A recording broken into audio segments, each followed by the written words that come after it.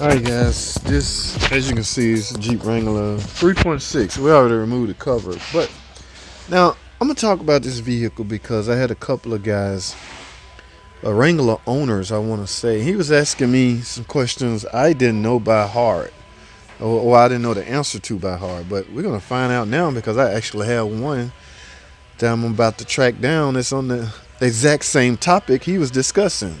And what I'm talking about is overheating issues, okay? Yes, they said this Jeep overheats. It's a 3.6.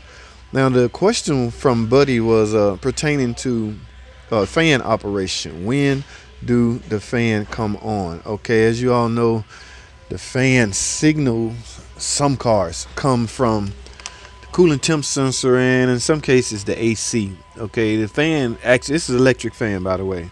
Pretty much all of them are, except for maybe the 1500. It may be equipped with a mechanical fan, but fan is commanded to come on by a couple of sensors I know by heart, which is the coolant temp sensor and the AC pressure switch. Okay, in other words, if pressure in the AC system is at a certain point, the fan is needed, so it will tell the computer to turn the fan on. But what we was discussing was when do the fan come on as far as helping to bring the temperature back down of the car. Now you also got to be aware that the thermostat typically I want to say 180 or 195 degree thermostat. That's the thermostat down there. It plays a role when the heated coolant is removed from the block in the engine. Okay, that thermostat, the pellet, will sense the temperature of the liquid coolant and it will open and close based off its temperature. So when it reaches a certain temperature, let's say it will open and allow the coolant to come back into the radiator. All right, so one thing we can accomplish today, I gotta let this up and do a pressure test and see if there's any leak. But what I want to cover for my buddy is exactly when this fan come on. That's what we're gonna find out now. So I'm gonna go grab my scan tool and I'm gonna pull up the computer the data on the computer, and we can see.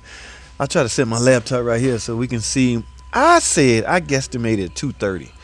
The low speed fan would kick on, of course, bring the pressure back down. Maybe what, 216, close to 205. Once the pressure go back down around 205, the fan will cut off. Once the pressure reaches back up, 219. I want to say 219. If I had to guess, I say 219. Once the temperature reaches 219, fan come on, temperature go back down 205, maybe the fan go off. So it's a vicious cycle, guys. Okay, and it's needed to prevent the car from overheating and to help the car maintain a constant temp pressure, which is what most car makers, that's the goal. Okay, now first thing in the morning, all bets off. They want the car to reach operating temperature as quickly as possible, and that's for emission purposes. All right, so without wasting a lot of time, guys, let me go grab my scan tool. We're gonna hook it up and we're gonna look at some data, so stay tuned. All right, guys, so I have the Jeep running. The screen we want to be on to monitor the coolant temp. We're gonna go on the PCM. We're gonna go on the data.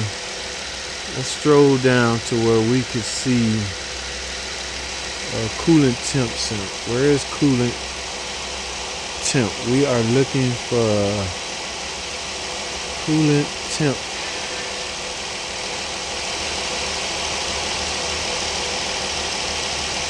Hold on, guys. It's hiding in here somewhere. We're under the data. Now, depending on your scan tool, I'm not sure where coolant temp would be located, but I found it. It is right here. See, the car's still kind of cold, so I'm gonna let it run for a little while long. We're at 188. I predict the fan should come on at 219, but no need in predicting because we're gonna find out ourselves, and I'll be able to answer my buddy question, and I'll be able to figure something out myself personally because I need to know this information. Now, granted, I won't be able to memorize it, guys, because you drive yourself crazy trying to memorize this stuff. So don't. You just know how the operation's supposed to work. You really need to understand what's going on while the car is trying to reach operating temperature.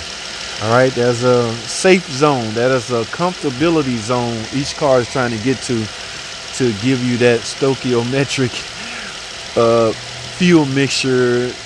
The goal is about emissions, guys. At the end of the day, it's all about emissions and what's coming out of your tailpipe. Okay, car makers have come to the conclusion that a certain window temperature, car running in this temperature, is best for that. Okay, so if you understand that, everything else will fall into place. So let's let this car idle for a while. We're at 195 now. All right, guys, so hold tight. Just hang in there. I'm gonna let it run for a while. I'll be back. All right, guys, we are at 219. Is that 219? So, guys, I was wrong. All right, we setting on engine coolant temp 219.2, and the fan's still not on. Oh, we're at 221, guys. I'm trying to make sure y'all can see that. Still no fan. All right, where we at now? 221. Engine coolant temp. Let me see if I cross this like this, y'all can see both. But that looks crazy because I still need to zoom in for y'all to see the number. While I'm at 221 and the fan still not on. What I said earlier, 219. Okay, I will change that. It is not 219. This fan on this particular Jeep Wrangler with the 3.6 Pentastar is designed to come on at. Y'all see that? I saw a shape. Is it? There it go. 222.8.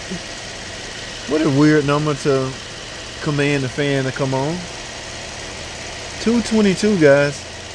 And y'all see that jerk? I might have a problem with this fan. Y'all saw how it jerked first? Let me see what kind of temperature it's designed to cut off at. Now, that's low speed fan. Okay. Look, the temperature going down. 221 now. Y'all see that? Alright, so we down to 219. So here's that vicious cycle I was talking about. Once the temperature get down to a certain threshold, it will cut off. But what is that threshold? We at 217 now. Fan still running. Where we at now? 215, guys. Y'all see that? Fan still running. Where we at now? 230. We are down to 213. Look, guys, I think the fan's slowing down. Wow, it has shut off. So the fan is designed to come on at 228 and designed to go off at 213. Oh, I'm not sure. Okay, I'm gonna have to double check this, guys. We're at 213 now. Let me get up to Let me get up to 220 and I'm gonna fire the camera back up and we're gonna verify this.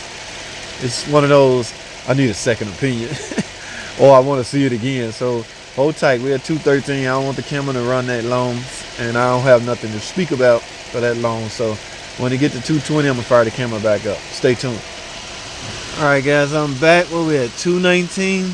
Okay, now y'all follow me here. I'm trying to get y'all a good view.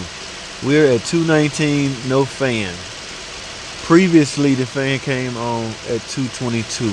Let's see what, we at 221, 222.8 last time it came on. So we're sitting at 221 right now. So probably in another degree, that low speed fan should kick on. But let's see. All right, 221 right now. Do I hear 222? Do I hear 222? There it is, 222.8. No fan, guys. What is wrong? That's not the same reading I had last time. Maybe it's want to get to 223. There go the jerk at 222.8. Okay, guys. I get my initial jerk at 222.8 and then the fan comes on. Alright, so that's obviously the specs for a Jeep Wrangler, guys, with a 3.6. Don't try to compare or don't try to associate these readings with other cars that use the 3.6 engine, because I want to say that reading is based on the vehicle. They might want Wranglers to run certain degrees at a certain time versus a 3.6 and a Charger or something like that. So don't correlate the two. We're down to 217. I just want to see when the fan come off and we're done with this experimentation. 215 now, fan still on. When do the fan cut off, ladies and gentlemen? 213 we're down to. One thing I can say, oh, it's off. So it shut off at 213. So y'all see that? Come on at 220. 22.8, go off at 213.8. All right, guys, one thing I did just realize, the car's not overheating, obviously. All right. Another thing is going through its vicious cycle. All right, so that's number 2. All right, and 3, but there has to be a leak, guys, because I can smell the smell of coolant. All right, remember I told y'all earlier I topped this off and bled it just to go drive it a second time. First trip it overheated on it. I assume that's because it was low on coolant. But guys, anytime you have low on coolant, there's obviously a leak. Y'all see that right there?